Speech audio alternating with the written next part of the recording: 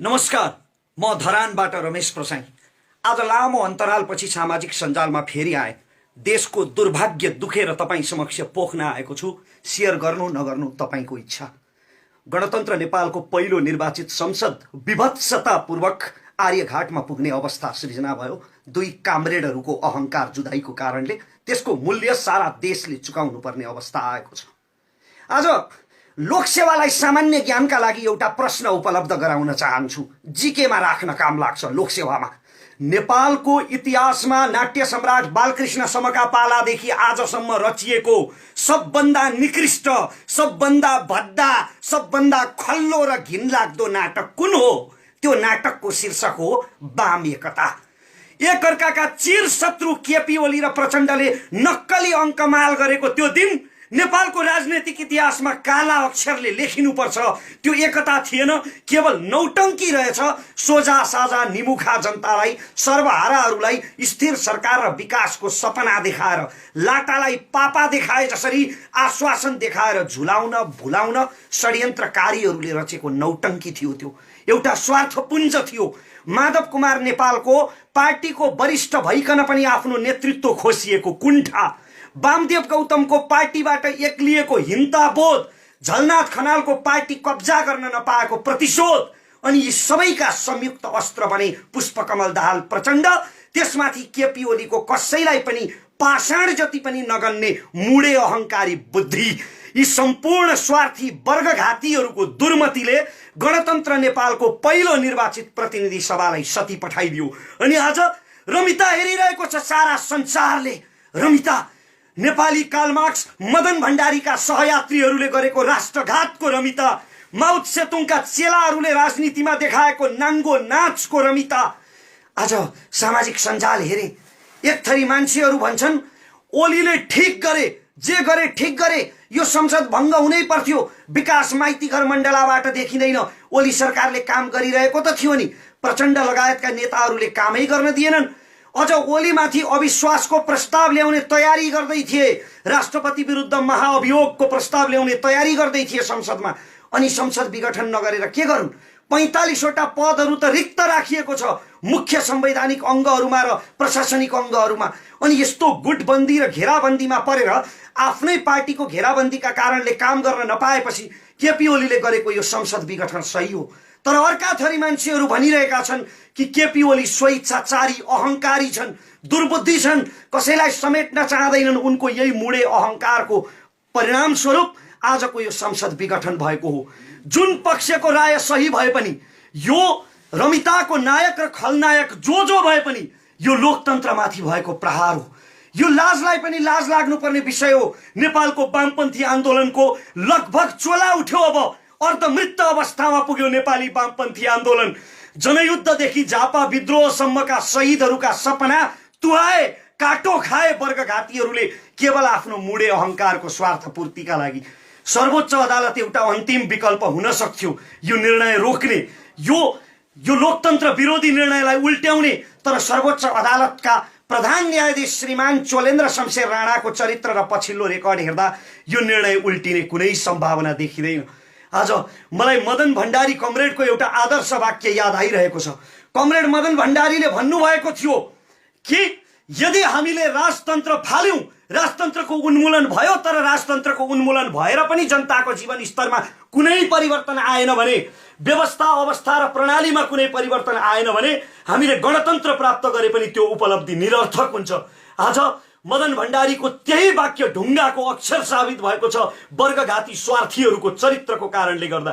यसो भनेर म राजतन्त्रको समर्थन गरिरहेको छैन, गणतन्त्रको विरोध गरिरहेको छैन, किनकि लोकतन्त्रको विकल्प सुधारिएको लोकतन्त्र मात्रै हो। 2-4 वटा बाँदरले खेत मासे भन्दैमा जङ्गलमा आगो लगाउन मिल्दैन। त्यसकारण लोकतन्त्रमा केही खराब अवसरवादी पात्रहरू देखिए भन्दैमा लोकतन्त्रको विरोध गर्नु अनुचित हो, मूर्खता हो।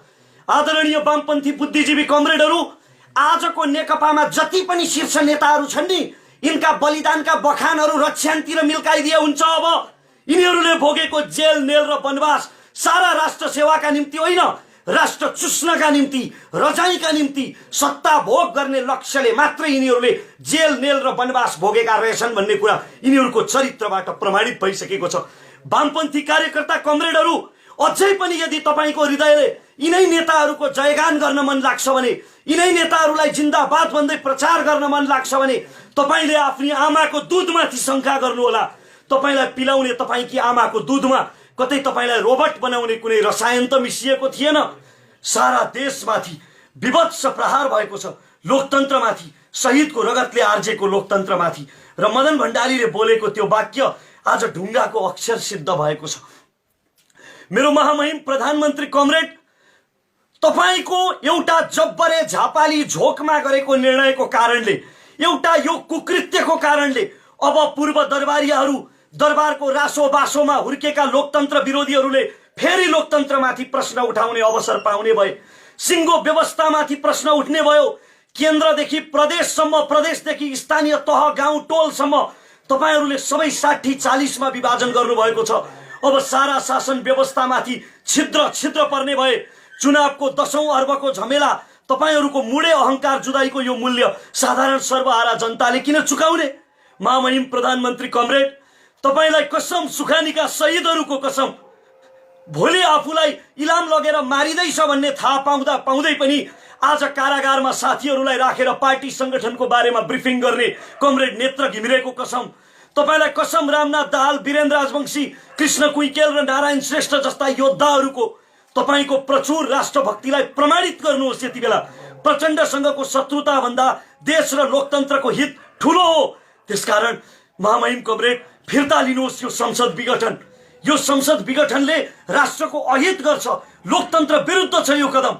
जनयुद्धका पूर्व सुप्रिम कमान्डर कमरेड, तपाईँ पनि यति बेला आत्मकेन्द्रित, स्वार्थी, सामान्य छविलाल मास्टर नभइदिनुहोस्। प्रचण्ड हुनुहोस् कमरेड, प्रचण्ड। तपाईको निम्ति तपाईको एक आदेशमा, एक इशारामा आमाको काखबाट उछिटिएर छातीमा गोली थापेर यमराजको हातमा पुगेका ती आत्माहरूको अलिकति त इज्जत गर्नुहोस्। मदन भण्डारी र पुष्पलाल जस्ता कम्युनिस्ट नेताहरूको अलिकति त स्मरण गर्नुहोस्। यति बेला केपी ओलीलाई ढाल्नुभन्दा लोकतन्त्रलाई, गणतन्त्रलाई सम्हाल्नु ठूलो हो। राष्ट्र र गणतन्त्रको हित ठूलो। र यति जनताले विरोध गरिरहँदा, यति विघ्न प्रश्न जनताले उठाइरहँदा, यति विघ्न शुभेच्छा राखिरहँदा पनि मैमत्ता भएर यी नेताहरू मध्यावधिमा गए भने, संसद विघटनको यो लोकतन्त्र विरोधी निर्णय सच्चिएन भने नेपालको इतिहासले केपी ओली, प्रचण्ड, वामदेव गौतम, झलनाथ खनाल र माधव नेपाललाई नेपालको राजनैतिक इतिहासले कहिल्यै क्षमा गर्नु हुँदैन। धिक्कार्नुपर्छ यिनीहरूलाई, त्यसरी नै जसरी कम्बोडियाको इतिहासले खमेरुजलाई धिक्कार्छ। र नेपाली जनतासँग एउटा अवसर छ।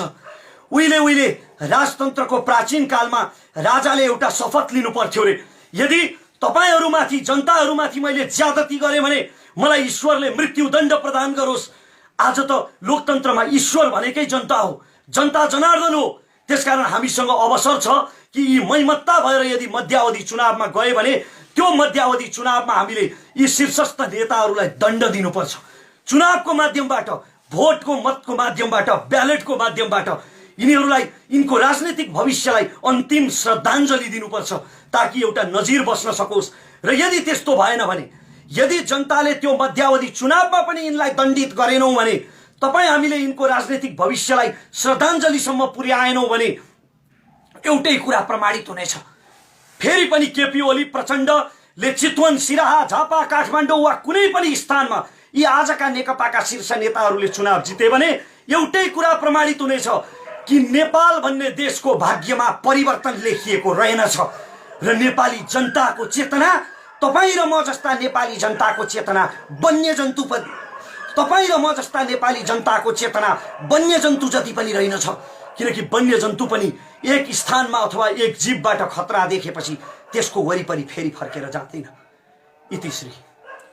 आदरणीय दर्शकबिन, र यो भिडियो हामीले यसरी खिचिरहँदा, रमेशजीको भिडियो खिचिरहँदा, वन्यजन्तुको कुरा गरिरहँदा पछाडि केही कुकुरहरूको आवाज पनि आइरहेको छ। हामी असाध्यै मध्यराति छौँ र विभिन्न किसिमका मिडियाहरूमा विभिन्न किसिमका समाचारहरू आउँछन् र जसले हामीलाई उत्तेजित बनाउन सक्छ। हामी संयम भएर बिल्कुल आफ्नो निम्ति सोच्ने बेला आएको छ, यति बेला देशको निम्ति पनि सोच्ने बेला आएको छ।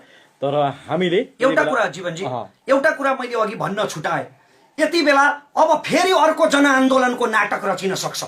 कुनै बेला माधव नेपाल प्रधानमन्त्री हुँदा, प्रचण्डले राजीनामा दिएर माधव नेपाल प्रधानमन्त्री हुँदाखेरि लाखौं लाख जनतालाई चाउचाउ चिउरा खुवाएर बिना कारण काठमाडौँका सडकमा उतारिएको थियो। त्यसरी नै अब फेरि जनआन्दोलनको नाटक रचिन सक्छ। यसको कुनै पनि अर्थ छैन। त्यसकारण यिनीहरूका लागि अब नमरौं, आफ्नो ज्यान नथापौं।